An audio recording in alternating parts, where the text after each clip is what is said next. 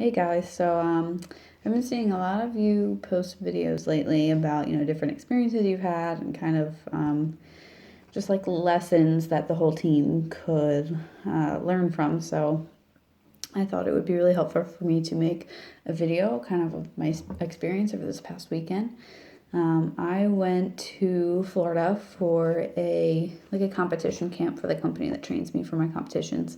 Um, but on the plane, I Okay, well, first let me say, normally in the past, sitting on a plane, I do my best to ignore people, to shut everyone out and kind of stay to myself, whether it's headphones or a book or, whatever. I am very introverted by nature, and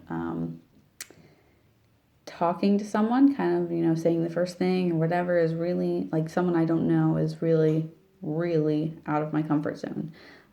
I still, to this day, get crazy anxiety even just thinking about it.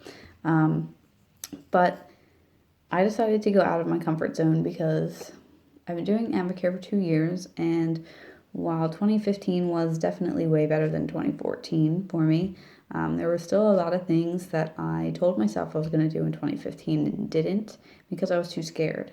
And I let those things get in the way of, being more successful and really giving this all that I have.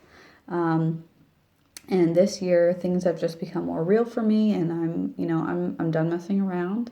Um, I'm continually pushing myself out of my comfort zone, and just this past weekend alone shows how important that is. So, back to being on the plane on Thursday, a woman sat down next to me, and I started a conversation with her, and it really just started being casual, what the weather was going to be like in Florida, where we were going. But then, we kind of started talking about why we were going to Florida. I told her I was going for, a camp for the competitions that I do. And then she was asking, if I'm a trainer, and I told her what I do with Advocare. And she was so interested. I've never honestly had a conversation with a stranger kind of unfold so perfectly as this one did. But she, was asking me question after question. She tells me that she loves eating healthy, but she's always struggled with an extra 15 pounds or so. She's in her 40s. She has two younger kids, 7 and 9.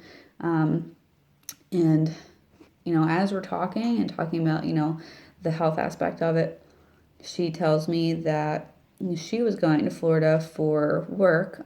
She's a saleswoman for medical devices, but she told me that she works 50 to 60 hours a week, and that she has been looking for a way to be able to come home, trying to find a business idea to help her come home and be with her kids more. So, I mean, how perfect is that? But I would have never known that if I didn't, ask those questions. I was asking about her family. I was asking what she did for work. I was asking what she likes to do outside of work. The whole form thing that we talk about. And so it was really, really perfect for me. I am not a mom. I did still share my story, but I was equipped with other stories as well so that I was able to share with her about someone that I know who has a similar story to her and used Advocare in a way that she would love to use it, to be home with her young kids. Um, so, she was just, her mind was blown, and she was so interested, and it was really an incredible interaction. I mean, the flight was 2.5 hours, and we talked the whole time. We talked about life, we talked about a lot of things.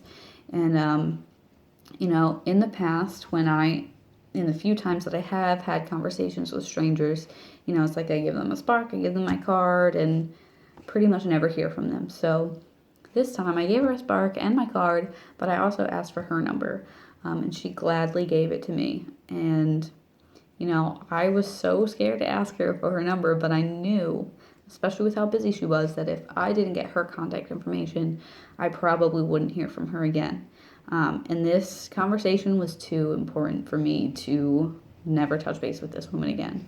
Um, So I got her number and I just talked to her today, and she is super excited. She already has, a couple other people on board wanting to do a challenge with her.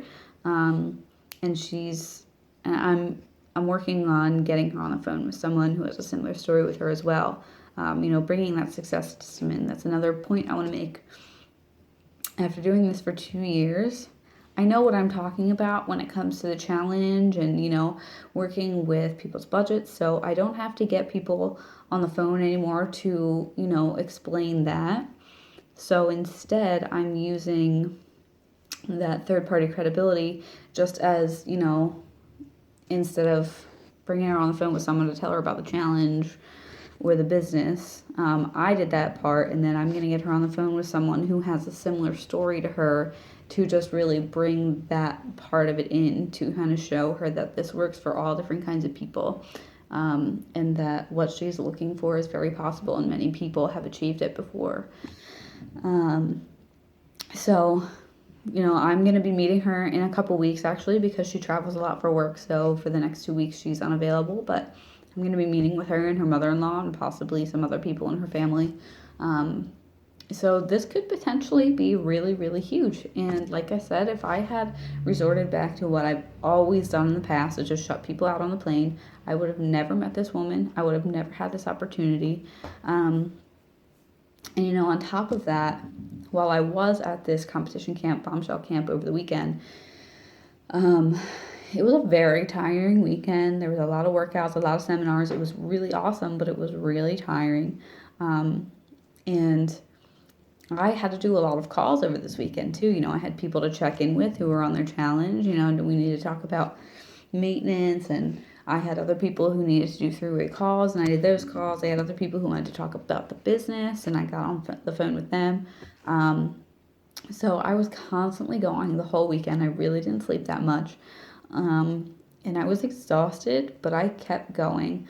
And, just like the old me would have sat on the plane and not talked to anyone, the old me also would have said, I'm too tired. I don't have time to talk to these people, so I'm not going to. I'll, put it off until I get back or whatever. But, a lot of times when you put things off, they just end up not happening. And timing is really important. A lot of times you lose an opportunity when you put things off like that. Now, of course, there are times that you need to set for yourself to, be with your family or just relax, do something for yourself to really take care of yourself. You don't want to burn out. You don't want to just keep going and going and going until you have nothing left. You don't want to do that. But you have to kind of learn when your reason for not wanting to do something is a real reason, like you have not had a single minute to yourself in 2 weeks or whatever, or if really you're just making an excuse, which is what I have always done in the past. So despite the fact that I was exhausted over the weekend, I still did these calls with people, and I was so glad that I did because it means so much to people when you reach out to them and talk to them on the phone, and you can, they can hear your voice. It's so much different than just texting people. Texts are good for, some things, just little check-ins, but, there's a lot of times when it's way better to actually just pick up the phone and call the person. And these past 2 days since I got back have been really crazy too. With, I've been having meetings with people and doing calls with people, and I'm just getting really intentional and really serious about my business this year, because I want to start a family after this year, and that's my purpose. And I am not okay with doing what I've been doing in the past anymore. I need to do more. I need to kick it up a notch. And whatever your purpose is, it needs to bring you to that point. It needs to be something that you hold close to your heart. That is what's going to keep you going in the times when, you want to say, I'm too tired, I don't have time, I don't want to do this. You have to fight for what you want. Nothing is handed to you in this life. I just wanted to share that with you because even after 2 years of doing Avocare, I'm just now starting to really make myself do these things that I am still uncomfortable with. They haven't gotten, well, they've gotten a little easier, but I'm still not, you know, inclined to talk to a stranger. It is still very, very hard for me. It is still very, very hard for me to pick up the phone and talk to people, especially people I haven't talked to in a long time. But 9 times out of 10, with all the people that I have been getting in contact with, which includes a lot of people I haven't talked to in years, 9 times out of 10, it has been a good response. And, even if they're not interested in Avocare, I've been able to catch up with them about life and kind of just reestablish a connection with them. And, that's a seed planted. And it might not even be an Avocare seed. They might be someone who never comes back and does Avocare, but the relationship is what matters. And in a lot of cases, that relationship is going to lead to something more with the Avocare business. So I didn't mean for this video to be this long. I wanted it to be brief, but I just have a lot on my heart and it was way too much to write out in a post. So I thought that I would share it in a video. And I hope some of you find some encouragement from what I had to say. And just know that as hard as this journey is going to be, it's going to be worth it. Don't regret not doing something. Just do it. I guarantee you'll be much happier when you take the chances rather than when you sit back and let all the possibilities pass you by.